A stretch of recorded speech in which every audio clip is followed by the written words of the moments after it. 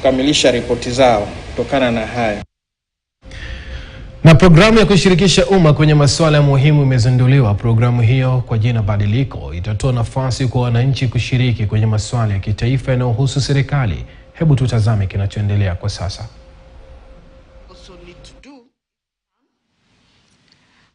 If you are interested in politics, how to engage to get people interested in listening to you so that you persuade them. Because even amongst politicians, it's not everybody who gets elected.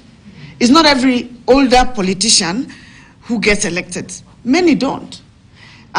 You have to have a way of understanding what is it that these people want and how can I communicate, how I will meet their needs in terms of public needs, not personal needs.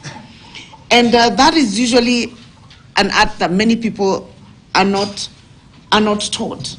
You learn mostly from people who have gone ahead of you. Some people try to attract attention by being dramatic, others by being philanthropic, others by communicating clear policies. I think for the first time in 2022, we had a campaign that was based on issues.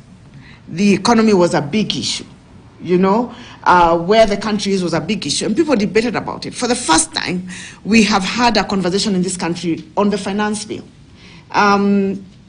People were asking me up country, why is it that it is there?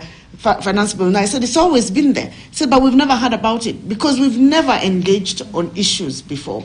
But now people are more and more engaging on issues. So younger people using technology, physically, you will learn how to reach out and get a following that then can translate to the votes that then get you to office. And then I advise many young people, don't overestimate yourself, but also don't underestimate yourself. You can start somewhere and build, especially if you're still young.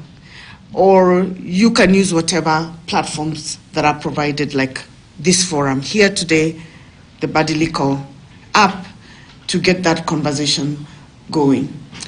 And Gatia, not all politicians are liars. I know you'll find that hard to believe. Sometimes people make promises, and sometimes it's not possible to make those promises, to keep the promises. There are many promises I'm sure you've been given even by your maybe parents or your friends, and they're unable to keep them for one reason or other. Maybe at the time when someone is making the promise, they actually thought that they had the power and the resources to do what they can, and then you get there and you're told, no, this is your limit and you can't go this far. And maybe they should have communicated better. I am not making excuses for my colleague, but I know that sometimes that can happen. So I never knew that you were interested in working for a county government.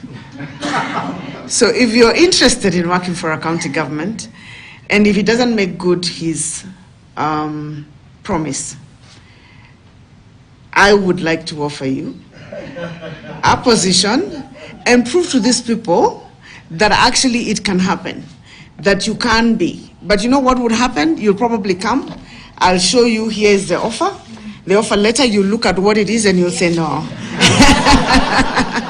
You'll say no, I can't take that. But I'll tell you, but that is what we are paying at the county level. Because that happens many times. People come and ask me for jobs. I tell them, that's fine, you come. I give you your letter of offer, they say this is too little. Let me just stay in Nairobi, let me hustle with Badiliko and see where it takes me.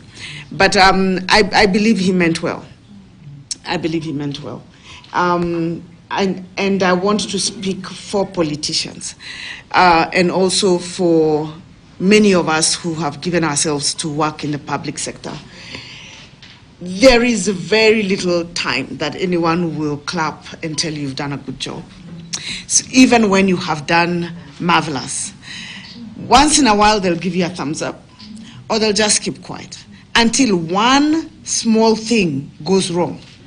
And the entire, even the ones who never speak, even the ones who all form this opinion about you. They judge you, And they just castigate and said that is how politicians are.